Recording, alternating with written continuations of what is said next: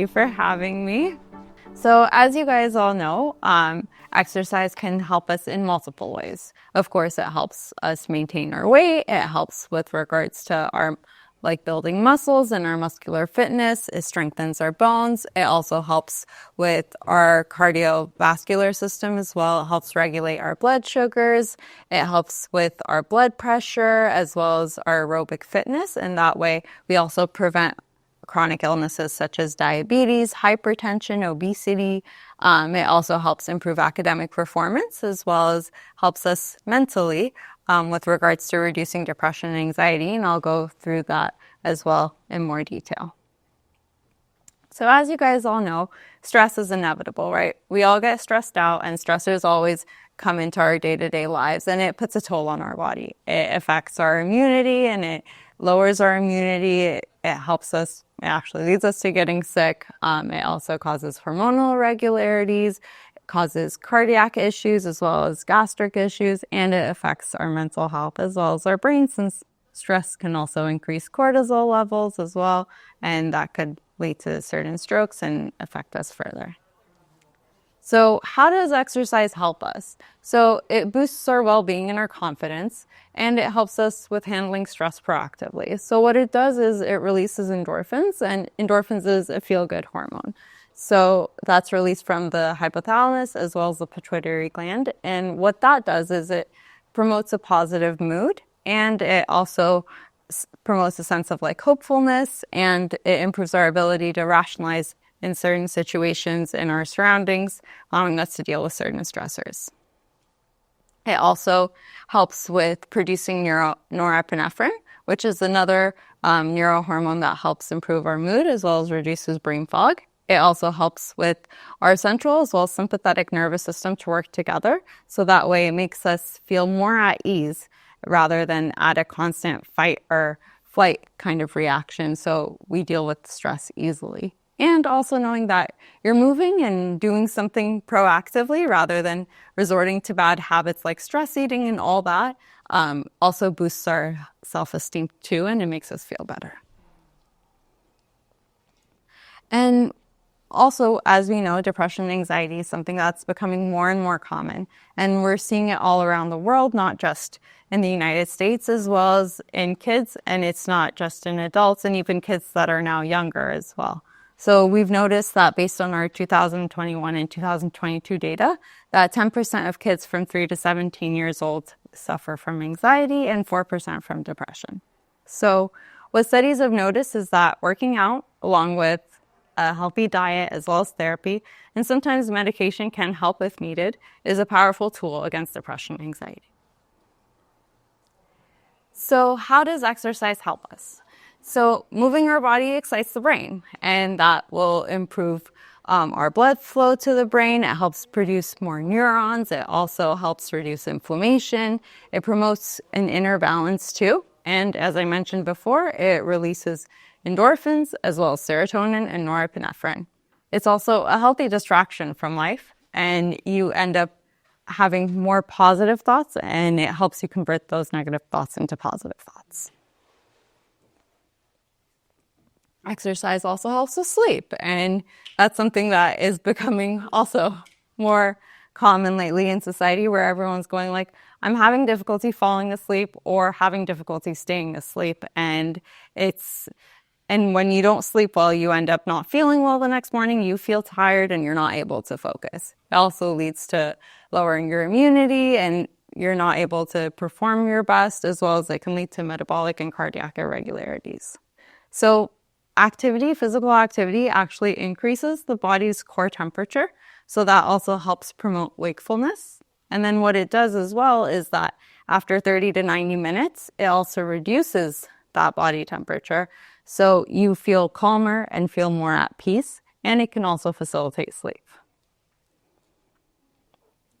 So there are certain workouts that can help throughout the day to help with your sleep or to help wake you up. Studies have shown that aerobic or resistance exercise in the morning helps because it releases melatonin later on during the day, and it can help facilitate sleep. High intensity exercise in the afternoon because it wakes you up, as well as light resistance or aerobic training in the evening, since it helps calm you down too. Exercise also helps with memory as well as how you retain information. So what it does is it helps improve the blood flow to the brain, so that activates the neurons and also promotes cell growth. And that's important for memory as well as information retainment.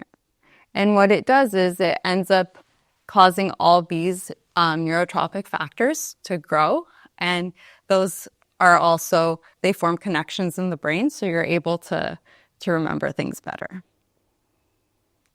So as you can see here, there was actually a study that showed 20 students that were taking the same test. Some were sitting quietly, and this is what it showed. And then after 20 minutes of walking, this is what it showed, where they're able to retain more information, and that's because they produced more of the BDNF, which is the neurotropic factor, after just 30 minutes of walking. So regular workouts can help stimulate your brain and keep them growing too. So some guidelines, because what is physical activity? Is it just like 30 minutes a day? Is it 45 minutes a day? So studies have shown that for kids that are from 6 to 17 years old should do about 60 minutes or more of physical activity daily. And that would include, it should mainly include aerobic activity.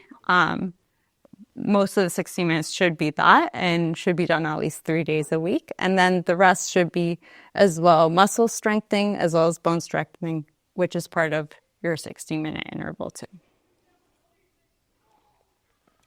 So what is technically considered aerobic training? So that's when you move your muscles for a long period of time, and it helps with your cardio respiratory fitness, such as running, hopping, skipping, swimming, dancing, cycling. Muscle strengthening is when we actually use our muscles and we kind of overload them, so it helps build them.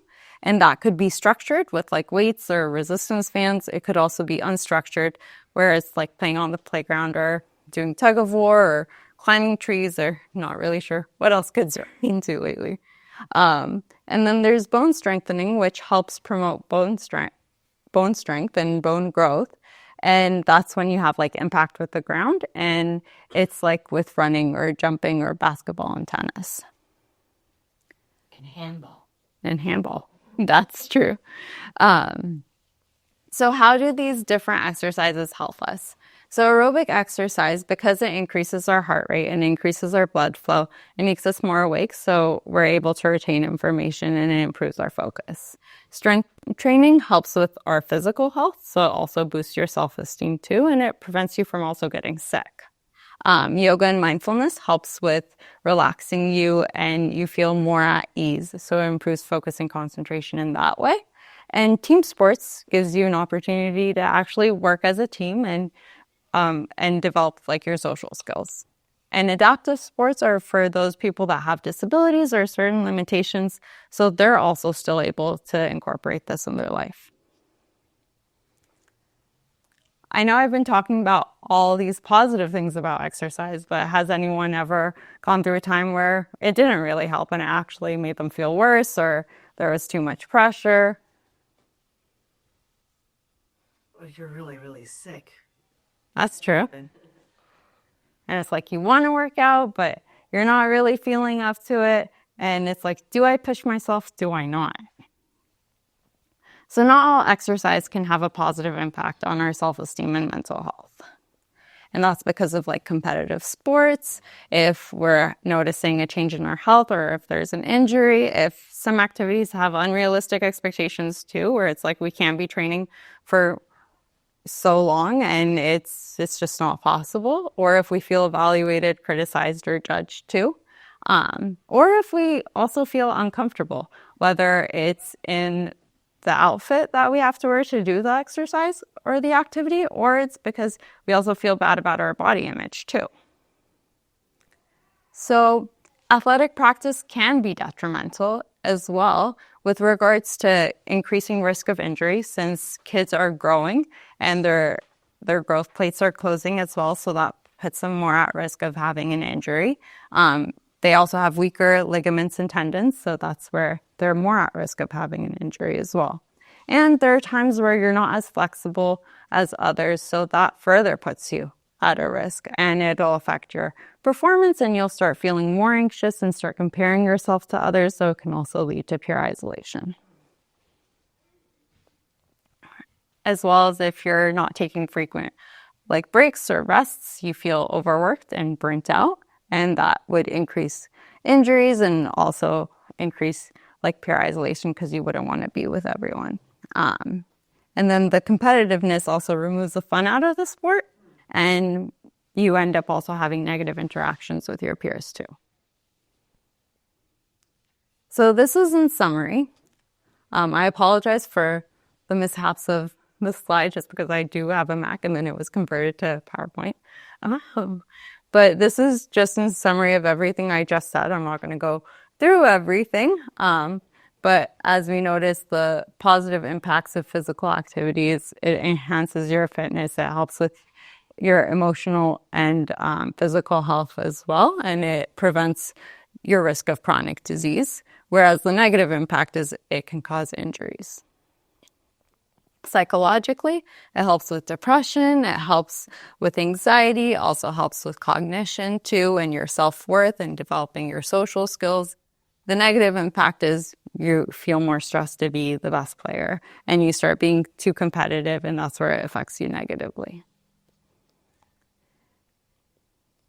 So some tips that we can give parents and coaches is that we should both emphasize the fun part of it and the fact that we're supposed to be doing a peer collaboration, and it's not just about winning, it's more about the fun of the game and interacting with others and also acquiring these skills. We don't need to master them, it's just you do as best as you can and always giving them positive praise. Another thing that we would do is to coach the coaches as well to make sure that they're speaking to the kids in an age-appropriate manner as well, and to make sure that they're incorporating the safe precautions. So ways society can help too is by increasing funding to help these coaches get the proper training and the proper safety precautions too. We can also improve the policies and procedures and rules for all these things with regulations guided by science and research. We can increase the participation of underserved groups as well as do pre-participation physicals. That helps with reducing the risk of injuries. It also does the athlete education part, and it identifies any underlying health problems that weren't known to begin with.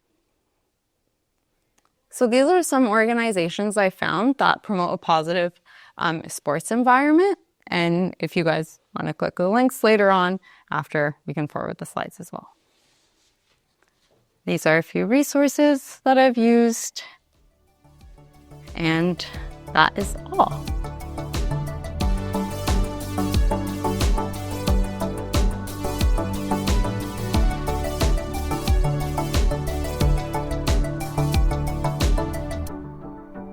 This episode has been a production of the Capistrano Valley Christian Schools Podcast Network. Be sure to check out, subscribe to, and leave a review of this show and the other shows on our network on your podcast player of choice.